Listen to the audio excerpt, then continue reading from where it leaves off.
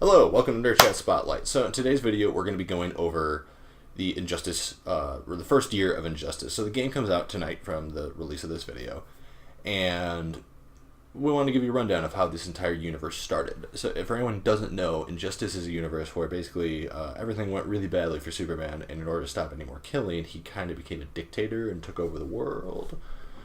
So Batman obviously finds that wrong and tries to fight against him, and we're going to go over in today's video. We will do the rest later as time goes on, but right now we're going to focus on Injustice Year 1 Volume 1. So this is how all this universe started. So if you go play the new game, you'll have an idea of where this all began.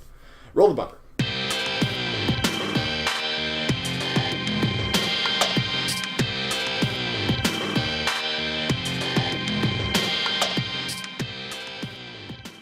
So Injustice starts out with Superman waking up to a beautiful sound, and that's the sound of two heartbeats coming from the same person. Lois is pregnant, and Superman gets up and starts freaking out. He's trying to figure out what are we gonna do? What's it gonna be like with this kid's strength? Because obviously he's gonna have powers. Are we gonna have to move? Are we gonna have to go back to Smallville where there's farms and it'll be safer back there? There are going to be any complications with the pregnancy. We'll have to call Star Labs. And as he's freaking out, Lois just chucks a book at his head. And Superman's obviously unfazed because he's Superman. But she says, well, you're invincible. I should be entitled to be able to throw heavy objects at your head every once in a while. Which is fair. So Lois gets a text right after this saying that she needs to go. So there's a story that she's working on. She has somewhere she needs to be. So Superman, is concerned, but Lois says well, you would never follow me to these stories before the baby, so what? Are you just worried about the baby? It's not about me. It's a fun exchange. But at the same time, Superman looks with his X-ray vision and notices that Batman is in town, beating up a bunch of criminals, as Batman does. So he lets Lois go to do her thing while he goes off to see what's up with Batman. When he gets there, Batman's, just beating up the people, and he tells his Batman to meet him upstairs when he's done, because he has something he wants to discuss. So when Batman gets up there, Batman has already figured out that Lois is pregnant, because just the way that Superman is acting, it's so nervous and trembly, and his hands are shaking and stuff like that. He's like, last time I saw you like this, you were about to fight Doomsday. So either Lois is pregnant, or it's Doomsday, and I doubt it's Doomsday. So Superman tells him, yeah, she's pregnant, and as they look off into the sunrise as it comes up in the early morning, he tells Batman that he wants him to be the Godfather, and Batman even smiles to that, which speaks a lot for the brooding Dark Knight. Going over to where Lois is, she's with Jimmy Olsen, and their lead never showed up. Whoever they were looking for never came, so they're thinking whatever, it must have been bad information or whatever.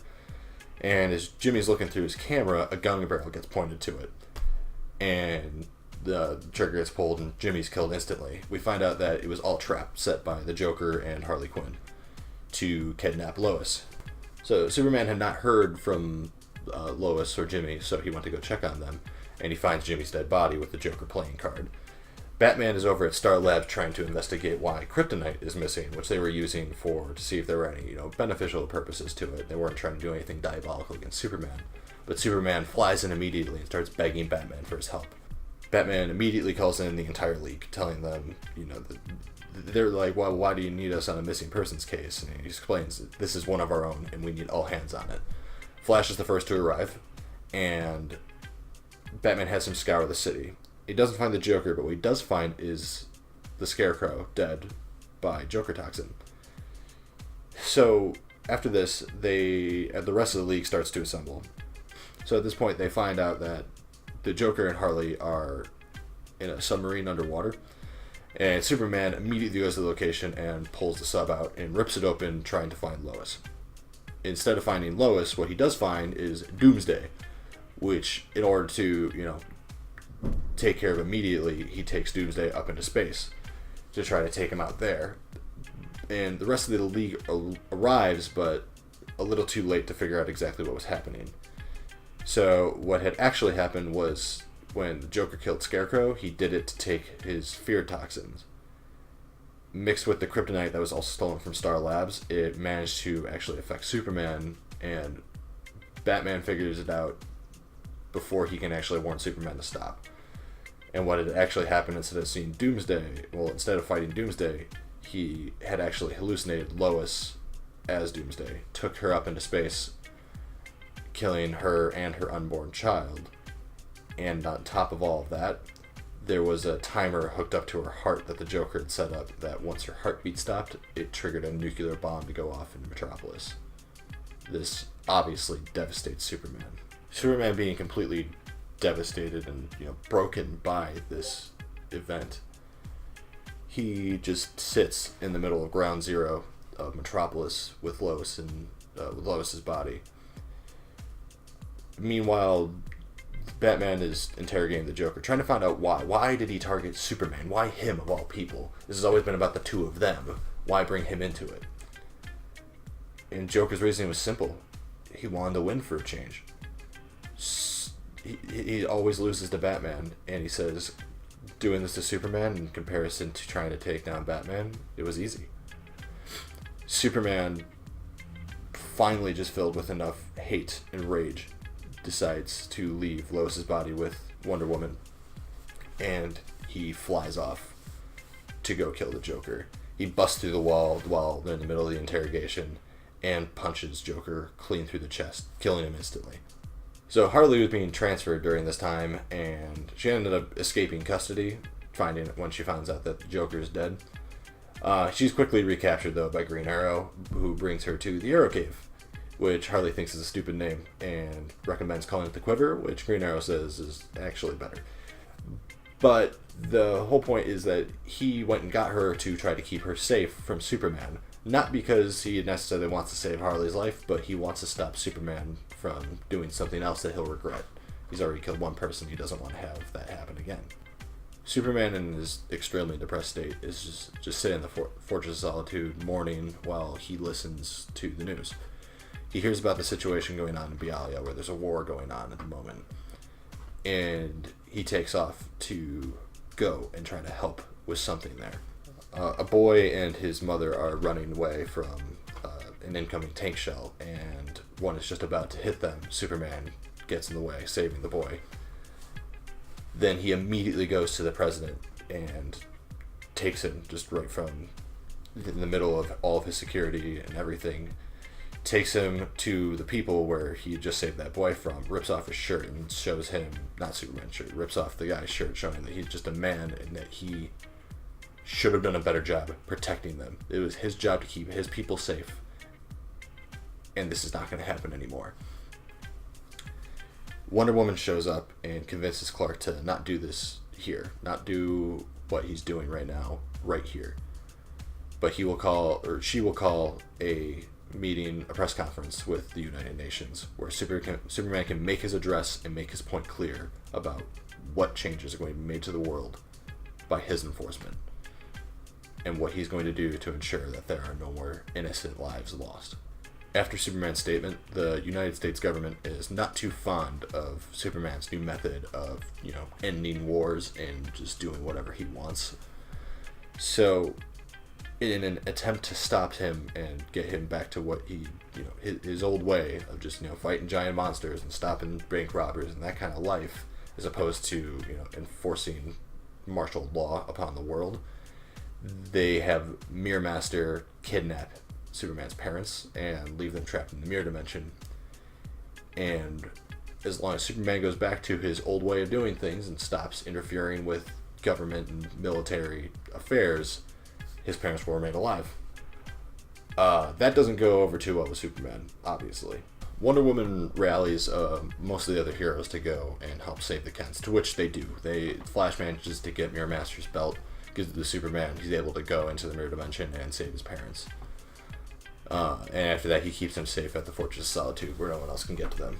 After this, Wonder Woman, in the middle of trying to stop another conflict and destroying a bunch of tanks, is visited by Ares, the god of war. And he is growing concerned about the situation going on, in the mortal world. And one of his biggest concerns is the fact that Wonder Woman and Superman may end up together, like, in a relationship-wise. And what kind of results that could have. Because Superman, he has unlimited power. But at least he's always had restraint. He doesn't want to go too far. He doesn't want to kill anyone. He killed the Joker, and that's justified. You can understand why that happened. But at this point, he's not doing anything beyond just trying to stop conflicts. And he's doing it not in exactly the right way, but he hasn't gone too far. But Wonder Woman, on the other hand, those two together, she's willing to take the steps that Superman isn't. And she might push him to take those further steps that everyone's worried that he might. And that's where he's going to start killing people that don't obey his rules. And Ares is right to think that. Ares is right to fear that. And in the conflict with Wonder Woman, she just leaves him with a sword through his chest laying on the ground. And enforcing, his fears that that's what could possibly happen. Shortly after this, Aquaman is saving some whales who were being hunted, and he loses his cool a little bit and starts attacking the ships, which causes the Justice League to show up and, see what's going on. During some confusion with the League, it starts to a fight because Diana got shot in the face by one of the Atlanteans. So an all-out fight breaks out between the League and Aquaman's forces. During this conflict between the League and Aquaman, Superman went to the Batcave to meet with Batman and asked why he didn't show up when his parents were missing. I mean, Batman of all people should know what happens, to a person when, their parents' lives are threatened. This leads Batman to discuss with Clark that what he's doing is wrong. He needs to stop. And Superman doesn't agree. He thinks that exactly what he's doing is what needs to be done. Batman tells him, you're scaring people. That isn't how things need to be. That's not the right way to do things. It's by scaring the world into submission. To which Superman says, well, he learned the tactic of instilling fear and controlling people through fear through Batman. Because who knows more about instilling fear than Batman does? And shortly after that, we realize that Superman kind of blames Batman for what happened to Lois. Because if Batman had taken a step to kill the Joker earlier, none of this would ever happen. He just screams at Batman, why did you let him do this to me? So after this, Superman says something to Batman that really stimulates a genuine reaction from Batman, which is, you're sitting in the dark, ignoring Dick and Damian. How many friends did they have in Metropolis? Have you consoled them? Have you held them? Your parents died and left you, Bruce. What's your excuse for not being a father? Leading Batman to crack Superman across the face. Well, attempt to crack Superman across the face. He punches him, and it only results in Batman fracturing his hand, which goes right to another great moment with Batman and Superman, where Batman, is hiding his hand, and Superman just says, show me your hand. He's like, no, stop being you and show me your hand. So Batman shows him his hand, Superman uses X-ray vision to see that it's just a small fracture, it'll be okay, kind of a thing. Batman admits to Clark that if he was in his position, that he would not be doing anything better. But that's not the point, because Clark is a better man than Bruce is, and he expects better out of him. At this point, they learn of the situation with the League and the Atlanteans. So Superman goes off to join the conflict with Aquaman, and which has escalated to the point where Aquaman has summoned the Kraken to fight the League, and that just pisses off Superman a lot. Superman just flies through one of the tentacles and grabs Arthur, telling him to call it off. Meanwhile, Batman is trying to warn Aquaman about, what Clark's current state is, and that he needs to stop. He needs to stop this conflict before, he gets too mad. Superman and Aquaman, they have their argument, and Aquaman says that, no, you may decide to have ruled up on the land, but Aquaman rules the seas. And he starts to have his armies march on the surface as a power play to show Superman who exactly he's messing with. Superman reacts to this by grabbing Shazam, Wonder Woman, and Green Lantern to go down to Atlantis and take it and move it to the Sahara Desert. They just picked up all of it and moved it in order to get Aquaman to have his forces retreat. Obviously, that escalates the problem a little bit further. So, Superman doesn't want to go and do any more talking today. He's like, I've talked enough with his conversation with Batman and anything else that he's gone through. He's fed up. So he sends Diana to go and talk to Aquaman. To which Aquaman, after he decides to pull his forces back and all of that, he tells her, one, to tell Clark that he is sorry about what happened with Lois. He truly is. And that also when the day comes that Superman chooses to rule, that he hopes that he will console an Arthur to, Aquaman has led his people peacefully for years, and he hopes that when the time comes that Superman, takes reign, that he will come to him for any advice that he might have on how to be a ruler / a leader. So Wonder Woman goes back to Superman, lets him know that, Aquaman's forces have been sent back, and they'll put Atlantis back where it's supposed to be. Superman asks, though, did Arthur have anything more to say? He always does. And instead of telling Superman about all the things that he said about looking to console in him and how sorry he is about Lois, Wonder Woman says that he said nothing, and Superman's visibly hurt by this. He thinks that his friend just stopped caring about him. But it's all part of Wonder Woman's ruse to make sure that Superman rises to the man that she needs him to be. Some more time passes and we come to the Flash, who is in Australia, running on the long, long open roads. Because, being a speedster, it's nice to just be able to run straight for a long, long time every once in a while. So earlier that day, there was a riot that several of them were trying to break up. So Superman, Wonder Woman, Flash, they were trying to stop this riot from continuing. And as they're breaking it up, this new hero called Galaxor comes in and tries to stop them. He's like their hero, and he's going you don't rule here kind of a thing, and he tries to stop them. And thinking that he is way more powerful than he truly is, Wonder Woman and Superman go in to take him, and they take him down way too hard. So his government had, given him this fancy tech suit and, and had put a bunch of steroids and stuff in him to make him super strong and all that, but he is nowhere to the level of that of, Superman and Wonder Woman. So they take him down, and doing so breaks his spine, and he is disabled. And Flash stood there and did nothing, and he feels really guilty about that. He runs to go get an ambulance. He runs to go get help, and Batman tells him there's already an ambulance on the way coming into his comms. He tells Barry that there's somewhere that he needs to go. He wants him to go to this lab, and Barry goes, because Batman said. And when he gets there, he meets this scientist who says that, she was expecting him. Batman said that you'd come, but I didn't think that you actually would. So she shows him to the room of Galaxor. And we realize that, this is just a kid. I mean, he's, not like a child, but he's still just young. And more important than any of that, what he was a fan. There are posters of all the Leaguers all over the place, and even a signed picture of him and the Flash together, with Flash quoting that anyone can be a hero. So Batman asks him, do you really think that you're on the right side of this? Because how do you think that kid felt when his idols took him down and broke him earlier today? Fast forward a bit more, and Batman and Nightwing are watching the Gotham news. And what they're talking about is whether or not they agree with Superman's new way of doing things. The world seems pretty split on that.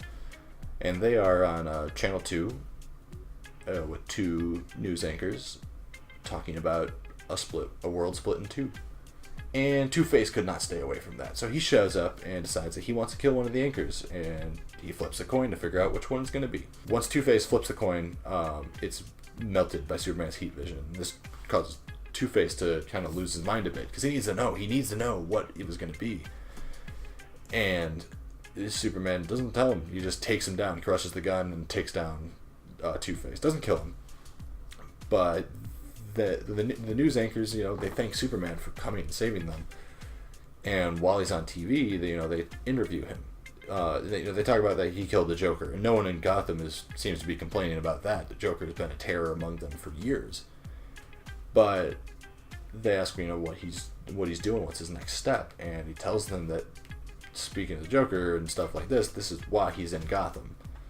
Which Batman immediately realizes, he is here to take all the inmates from Arkham. Whether he's going to kill them, remove them, whatever, that's not his choice. So he gets he gets Nightwing and he gets Robin to try to go to the Batplane. They need to go now. So Nightwing immediately gets in, Batman's right, whatever he's saying. But Damian isn't as convinced. He doesn't think that Superman's doing anything wrong. He thinks that, their method of doing things has not been effective enough, where Superman's more permanent solutions make the world better. Batman just decides that he can't take this time to, try to convince Damian what's going on. So he just, him and Dick go alone. So Batman and Nightwing get to Arkham first, but Damian didn't just decide not to go with them. He decided to side with Superman. So Superman, Damian, Wonder Woman, and Cyborg all get to Arkham. And Batman's telling him, you cannot take these people. You do not get to decide what their fate is. And Cyborg is hacking cells, opening, doors, and the people are immediately disappearing. So Superman explains they're being taken to a much more secure location, that they are never going to hurt anyone ever again. So Cyborg attempts to open another cell door, and Batman warns him not to, but when Cyborg goes to open it, Batman presses the button on his magical, awesome utility belt that injects a virus into Cyborg, taking him down instantly. And Cyborg is rolling on the ground, agonizing pain. And during all this, Green Arrow is taking Harley to the check-in desk to try to, admit her into Arkham, now that this whole Superman thing has started to blow over a bit. Because apparently Harley almost burned down the Arrow Cave.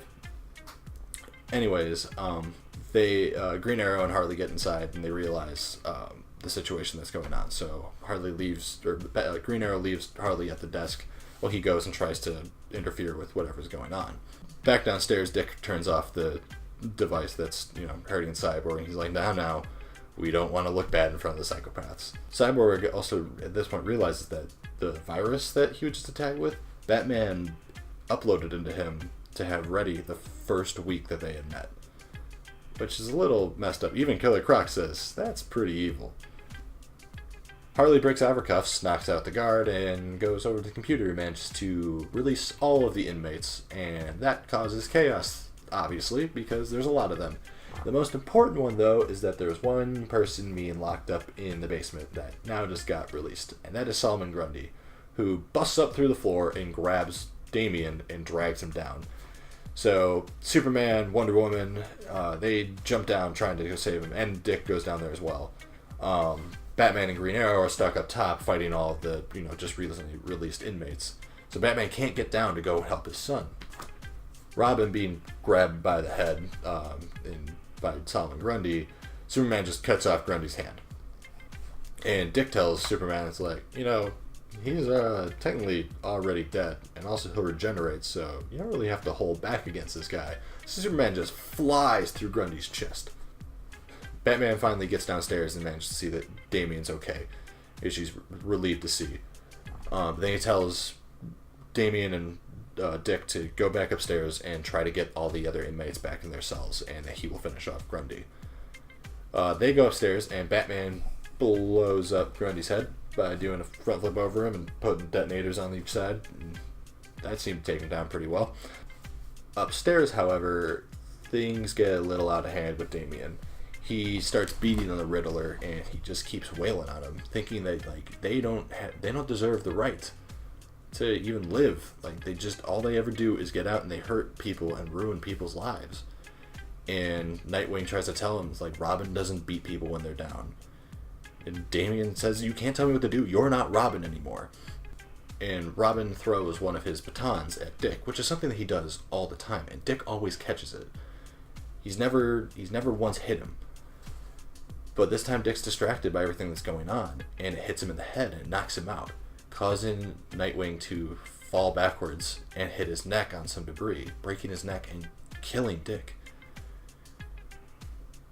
Robin realizes what happened, and he didn't mean it. It was an accident. He didn't mean to actually hurt Nightwing. It was just a lash out, and he did something that he always does. So he goes over to him and realizes that, he's dead. And Batman comes up and sees what happened, screaming, "What did you do?" And he runs over to Dick, and he knocks Damian out of the way. And he realizes that his son is dead. Dick Grayson is very much, just as much his son as his blood-related son of Damian. This is the boy that he raised, and he died. He is dead of a conflict that should have never had to happen to begin with. This brings us to the last chapter of Volume 1. So it starts with Catwoman trying to rob a safe. Because, there's this mugger that, he did mug people, but he did it to get money for his family. He always had a rule. He only took whatever cash there was. He never used any credit cards. He always left those. He didn't think that people needed that on top of everything else. He knew that he was doing something wrong, but he still didn't want to hurt other people's lives. He just needed to provide for his family. But someone killed him. And Catwoman feels bad for the family, so she tries to steal some money for them from someone who just doesn't need it, like someone who's clearly rich and doesn't need that much other money. Superman breaks in and tries to, not really even tries to stop her, but that's what she thinks is happening. So she dives out the window, he catches her, but Superman crashes into the ground because Catwoman actually has one emerald earring and one kryptonite one, which is really brilliant. And she jumps down into the sewer and tries to run away, but Superman just melts the kryptonite earring off with his heat vision. And she's like, "What? So now you're killing criminals in sewers now?" And Superman tells her, like, "No, I would never do that. That's not why I'm here." And he explains to her that Nightwing died, and Batman needs someone right now. She tells him, like, "You're his best friend, go to him." And like, she doesn't understand why all this situation exactly happened. It's like, "No, I can't do it, but he needs someone. You need to go." So she goes, and she goes to Wayne Manor, and she rings the doorbell. No one answers. So she picks the lock and goes inside, and she finds Alfred drinking heavily. And he notices, like, "Oh, Miss Kyle," and he tries to get up, like, "I'll fetch some tea." Like, no. I'm going to be taking care of you for a change. And then she goes down to the Batcave to find Bruce, still in full costume and everything. And he is just punching this board over and over. Like, he has bloody knuckles. He is just filled with so much pain and so much hate. And he just has not stopped punching for who knows how long. She gets him to stop. And she gets him to calm down. Just enough. And she takes off his mask and she says, just for today, don't be Batman. It's okay to fall apart just this once, and I will hold you together. And it's a really, really powerful moment between the two of them. Batman lost his son, and she is there for him, which is something that he hasn't had before. Like, he needed her so much, and this is a really, really beautiful moment. I'm a little bit trying to hold together. And he just falls apart in her arms. So the next thing we see is the last part of this volume. The bat signal's on, and they go to see what's going on. And it turns out that the president is there of the United States. And he takes Batman down into a room that, is like lead sealed, and like, Superman can't hear through or any of that stuff apparently, to explain, like, he needs Batman to stop Superman from doing what he's doing. And even though up on the roof, Batman and Selina seemed surprised to see the president, they like totally knew he was there. So they're like, "Yeah, we can stop him, but under a circumstance, we need you to do better, because so many people would not be supporting Superman's actions if the country and the world itself was in a better state than it is right now. So you need to do better. And all the president says is like, no, that is not the deal here. We are not, trying to have you stop one vigilante from taking over the world to only have us be ruled by other ones. And Selena says, no, we're not telling you to do it. We're asking. And the president says, okay, we will try. But he gives Batman a list of other heroes that he thinks that, have not sided with Superman yet and could be of use. So Batman and Selena spread apart to go and recruit all these other heroes as a task force to try to stop Superman's regime from taking over. And they all meet in the Batcave, and the team consists of Huntress, Green Arrow, Captain Atom, Black Canary, Aquaman, Black Lightning, Batwoman, and there's one person in the shadows that we don't get to see. But anyway, that is how Volume 1 ends. And man, it is long. So we'll be doing Volume 2 soon, and if you guys want, after that, we'll continue to do the rest of the volumes to get through all 5 years of these events, and you'll get to see what the entire story is. But I recommend that you go and buy these comics for your own, because there's so much that I still left out. There's so much to these, and I tried to give you as much as I could, but otherwise this would be like a 3-hour video if I did. So I hope that you enjoyed it, and if you like this, leave a like below if you think we deserved it. If you want to check out any of our other videos, we'll have some over here, and there's a subscribe button right here. So if you liked us, please give us a like and subscribe for more content like this, and thank you. Bye.